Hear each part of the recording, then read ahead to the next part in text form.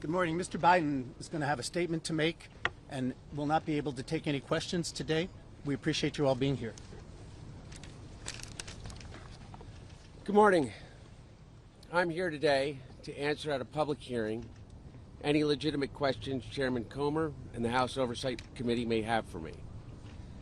I'm here today to make sure that the House Committee's illegitimate investigations of my family do not proceed on distortions, manipulated evidence, and lies. And I'm here today to acknowledge that I've made mistakes in my life and wasted opportunities and privileges I was afforded. For that, I'm responsible. For that, I'm accountable. And for that, I'm making amends. But I'm also here today to correct how the MAGA right has portrayed me for their political purposes. I am first and foremost a son, a father, a brother, and a husband from a loving and supportive family. I'm proud to have earned degrees from Georgetown University and Yale Law School. I'm proud of my legal career and business career. I'm proud of my time serving on a dozen different boards of directors. And I'm proud of my efforts to forge global business relationships. For 6 years, MAGA Republicans, including members of the House committees who are in a closed-door session right now, have impugned my character, invaded my privacy, attacked my wife, my children, my family, and my friends.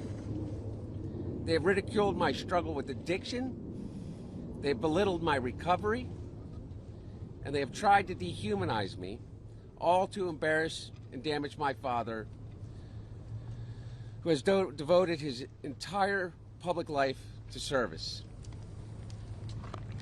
For 6 years, I have been the target of the unrelenting Trump attack machine, shouting, "Where's Hunter?" Well, here's my answer. I am here. Let me state as clearly as I can.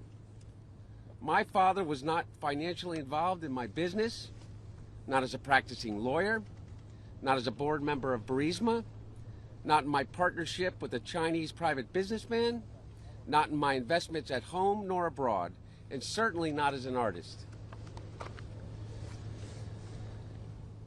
During my battle with addiction, my parents were there for me.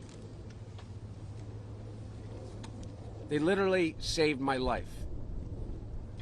They helped me in ways that I will never be able to repay. And of course, they would never expect me to. And in the depths of my addiction, I was extremely irresponsible with my finances. But to suggest that is grounds for an impeachment inquiry is beyond the absurd. It's shameless. There is no evidence to support the allegations that my father was financially involved in my business because it did not happen.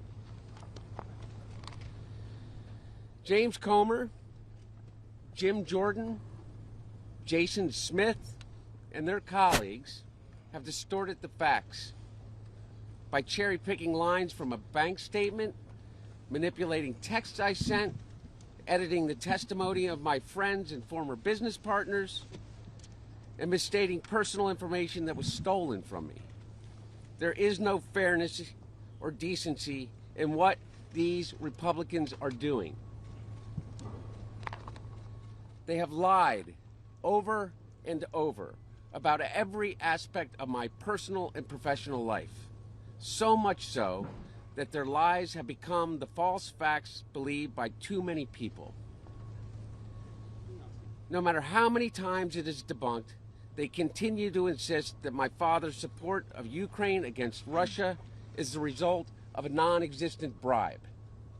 They displayed naked photos of me during an oversight hearing. And they have taken the light of my dad's love for me and presented it as darkness. They have no shame. These same committee chairmen have engaged in unprecedented political interference in what would have already been a 5-year investigation of me. Yet, here I am, Mr. Chairman, taking up your offer when you said we can bring these people in for depositions or committee hearings, whichever they choose. Well, I've chosen. I am here to testify at a public hearing today to answer any of the committee's legitimate questions. Republicans do not want an open process where Americans can see their tactics, expose their baseless inquiry, or hear what I have to say. What are they afraid of?